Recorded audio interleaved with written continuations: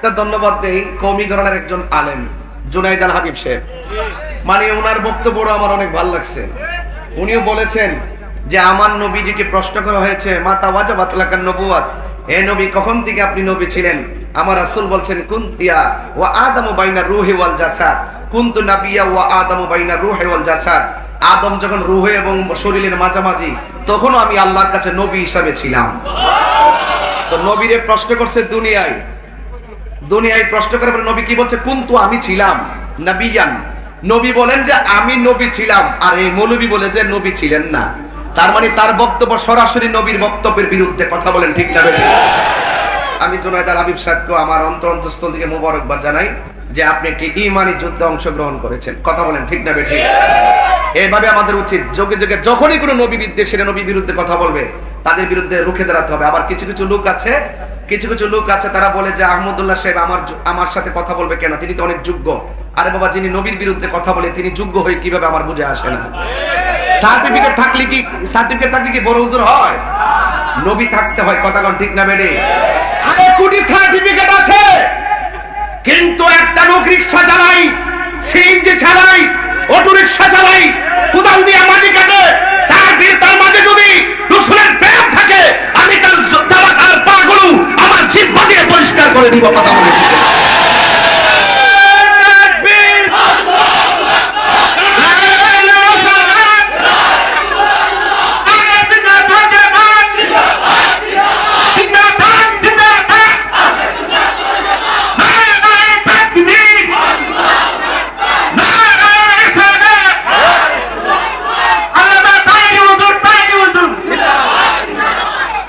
যোগ্য অযোগ্য প্রমাণ হয়।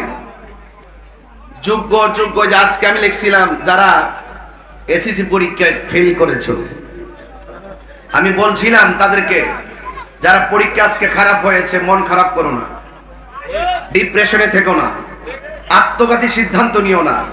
মনে রেখো পরীক্ষার রেজাল্ট একটা কাগজের টুকরা, আর তুমি হলো তোমার মা বাবার কলিজার টুকরা। একবার পাঁচটা করলে 10 বার দেখবা। কথা বলেন ঠিক কিনা? হাজার সার্টিফিকেট অর্জন করলে লাভ হবে না যদি নবীর মহব্বত না থাকে। কথা বলেন ঠিক কিনা? ওই প্রেম হৃদয়ে ধারণ করো, যে প্রেমের দ্বারা যে সার্টিফিকেট নিয়ে কবরে গেলে কবরে আল্লাহ পাক জান্নাতের গালিচা বিছাইয়ে দিবে। এখানে আপনারা মৌলভীবাজারবাসী আপনারা কি আমাকে ভুল বুঝতেছেন? ফেসবুকে যে ছেলেগুলা দালালি করতেছেন কারণটা কি? অনেকে যে পক্ষ নিচ্ছে, আপনি ভুলটা তো ভুল বলবেন, এটা তো তাহিরি বিরুদ্ধে বল না, এটা ব্যক্তিগত আক্রোশ না, এটা হলো নবী বিদ্বেষীদের বিরুদ্ধে নবীর প্রেমিকের আন্দোলন। কথা বলেন ঠিক কিনা? এখানে সবাইকে সজাগ থাকতে হবে। আমি তার বক্তব্যের ভিতরে কাদিয়ানির গ্রান পাইতেছি, তবে টুডে টুমোর এটা প্রমাণ করবো ইনশাআল্লাহ। আমি দেখতেছি তার যোগসূত্র কোথায়।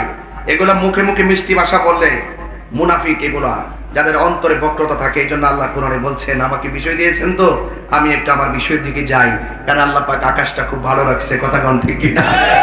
এটা